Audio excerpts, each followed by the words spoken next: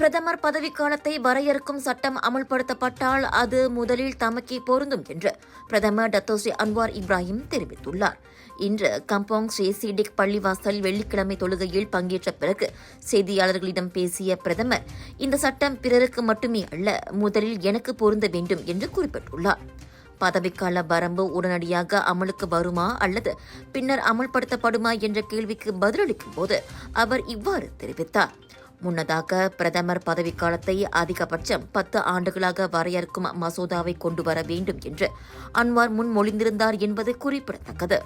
Colours of India பிரம்மாண்டத்தின் உச்சக்கட்டம் southern international Indian expo தாசி சென்ட்ரல் ஸ்கூடாய் ஜோஹர் பாருவில் 13 பிப்ரவரி தொடங்கி 22 பிப்ரவரி வரை உங்கள் வீட்டுக்கு தேவையான அனைத்து விதமான பொருட்கள், ஆடை ஆபரணங்கள், அலங்கார பொருட்கள், பூஜை மேடைகள், உணவு திருவிழா என களை கட்ட போகுது.